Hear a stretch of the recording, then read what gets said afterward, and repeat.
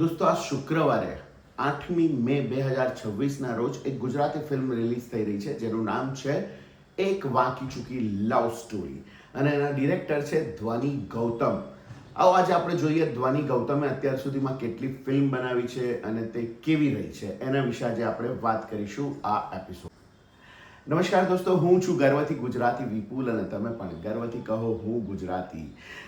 2-3 મહિનાના લગભગ 2 કે 2.5 મહિનાના અંતરાલ પછી ફરી એકવાર ગુજરાતી ફિલ્મોનો દોર શરૂ થયો છે અને ઘણી બધી ગુજરાતી ફિલ્મો બેક ટુ બેક રિલીઝ થવાની તૈયારીમાં છે.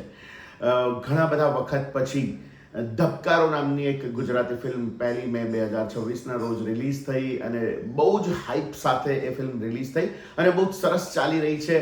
પહેલા વીકેન્ડમાં જેણે 2 કરોડ રૂપિયાનો બિઝનેસ કરી લીધો છે, જે ગુજરાતી ફિલ્મ ઇન્ડસ્ટ્રી માટે બહુ જ સારી વાત કહી શકાય. પણ હવે પછીના દરેક શુક્રવારે બેક ટુ બેક એક અથવા ક્યારેક 2 ફિલ્મો રિલીઝ થવા જઈ રહી છે અને 8મી મેના દિવસે રિલીઝ થવા જઈ રહી છે એક વાંકી ચૂકી લવ સ્ટોરી, જેના ડિરેક્ટર છે ધ્વનિ ગૌતમ. ધ્વનિ ગૌતમ અત્યાર સુધી કેટલી ફિલ્મો બનાવી એની આપણે બહુ જ ઝડપથી વાત કરીશું. આખી એમની બાયોગ્રાફીની ચર્ચા નહીં કરીએ, પણ એમણે બનાવેલી ફિલ્મોની વાત કરીશું, જેથી આપણને ખબર પડે કે એમણે કેવી કેવી પ્રકારની ફિલ્મો બનાવી છે અને એક વાંકી ચૂકી લવ સ્ટોરી કેવા પ્રકારની ફિલ્મ હોઈ શકે છે.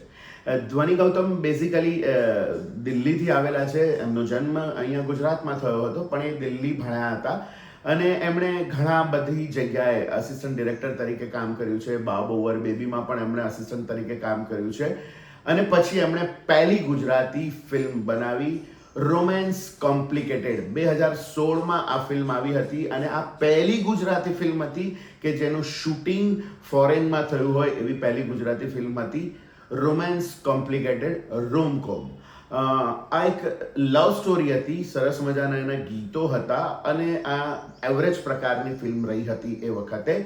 પણ ફોરેન લોકેશન્સ પહેલી વાર ગુજરાતી ફિલ્મોમાં આવ્યા હતા એટલે લોકો માટે એ જોવા જેવી ફિલ્મ હતી. વિઝ્યુઅલી બહુ જ સુંદર ફિલ્મ હતી આ, બટ એની વાર્તા એવરેજ પ્રકારની હતી અને ધ્વનિ ગૌતમે ખુદ એમાં વિલનનો રોલ કર્યો હતો.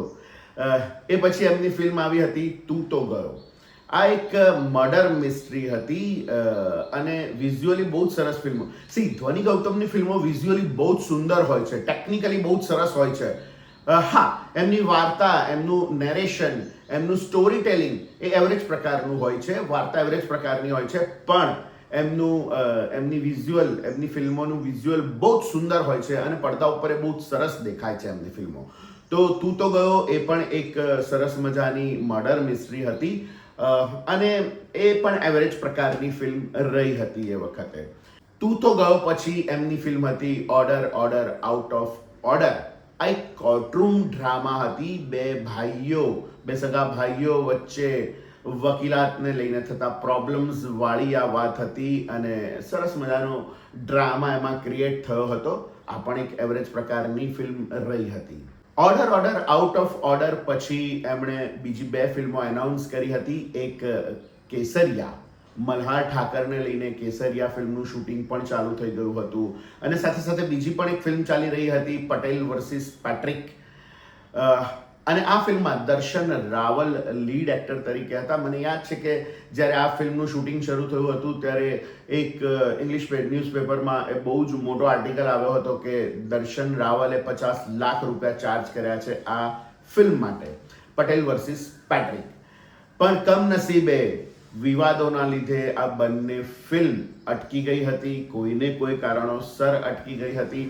ઘણી બધી જુદી જુદી વાતો માર્કેટમાં કહેવાય છે કે આના લીધે અટકી ગઈ, આના લીધે અટકી ગઈ. ખરું કારણ તો આપણને ખબર નથી, પણ આ બંને ફિલ્મો બહુ મોટા બજેટની ફિલ્મ હતી, કેસરિયા અને પટેલ વર્સિસ પેટ્રિક, પણ આ બંને અટકી ગઈ હતી. એ પછી 2022માં હું તારી હીર નામની ફિલ્મ ડિરેક્ટ કરી હતી ડીજીએ અને એ ફિલ્મ પણ એવરેજ પ્રકારની રહી હતી. ઘણા બધા સરસ કલાકારો એમાં હતા અને એવરેજ પ્રકારની એ ફિલ્મ રહી હતી. 2-3 વર્ષના અંતરાલ પછી ધ્વનિ ગૌતમ એટલે કે ડીજી ફરી એકવાર આવી રહ્યા છે એક એવી ફિલ્મ લઈને કે જે બહુ જ બધા કલાકારોનો કાફલો એમાં ભર્યો છે. તમે ટ્રેલર જોયું હશે અગર એક વાંકી ચૂકી લવ સ્ટોરીનું, તો તમને દેખાશે કે અગેન વિઝ્યુઅલી બહુ જ સુંદર ફિલ્મ દેખાઈ રહી છે, કલરફુલ ફિલ્મ છે અને સરસ મજાની ફિલ્મ હોઈ શકે છે એવું આપણને લાગી રહ્યું છે. ડીજીની સ્ટોરી ટેલિંગની અથવા તો એમના કન્સેપ્ટ્સની અગર વાત કરું તો હંમેશા એમના કન્સેપ્ટ બોલિવૂડ ફિલ્મોથી પ્રેરિત હોય છે. ઘણી બધી એવી ફિલ્મો હોય છે કે જે આપણને એવું લાગે કે બોલિવૂડની ફિલ્મોની અથવા પંજાબી ફિલ્મોની અસર હેઠળ બનાવવામાં આવેલી હોય એવું આપણને લાગી શકે છે. હજી સુધી ડીજીએ કોઈ મૌલિક વિષય, ગુજરાતી મૌલિક વિષય ઉપર હાથ કદાચ નથી અજમાવ્યો. લગભગ એમની ફિલ્મો આપણને ક્યાંક ને ક્યાંક બોલિવૂડ અથવા પંજાબી ફિલ્મોની અસર હેઠળ બનેલી હોય એવું લાગી રહ્યું છે અત્યાર સુધી. જો એ વાંકી ચૂકી એક લવ સ્ટોરી કેવી નીકળે છે, બહુ જ બધા કલાકારો સાથે બનાવેલી આ ફિલ્મ છે અને લાંબી ફિલ્મ છે, 2.5 કલાકની લગભગ આ ફિલ્મ છે. 8મી મે રિલીઝ થવા જઈ રહી છે. જોઈએ છે ફિલ્મ કેવી નીકળે છે.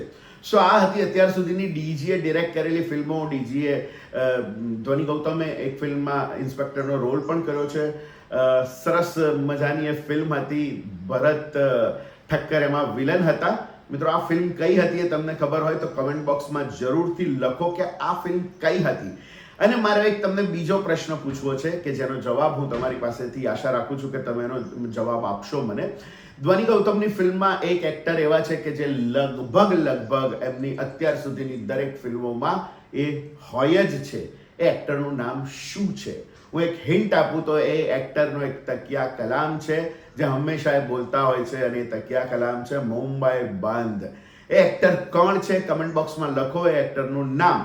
તો દોસ્તો, એક વાંકી ચૂકી લવ સ્ટોરી 8મી મેના રોજ રિલીઝ થઈ રહી છે. ધ્વનિ ગૌતમની આ ફિલ્મોગ્રાફી છે. આના ઉપરથી આપણે આ અંદાજ લગાવી શકીએ છીએ કે એમની ફિલ્મ બહુ સરસ કલરફુલ હશે, પણ વાર્તા કેવી હશે એ આપણે એનો રિવ્યૂ કરીશું ત્યારે હું તમને જણાવીશ કે એની વાર્તા કેવી છે. તો દોસ્તો, તમને અત્યાર સુધી ધ્વનિ ગૌતમની ફિલ્મો કઈ જોઈ છે અને તમને કઈ ફિલ્મ ગમી છે તે પણ કમેન્ટ બોક્સમાં જરૂરથી લખો. તો મળીએ દોસ્તો નવા વિડીયોમાં નવી વાત સાથે. ત્યાં સુધી સ્વસ્થ રહો, મસ્ત રહો. આવજો.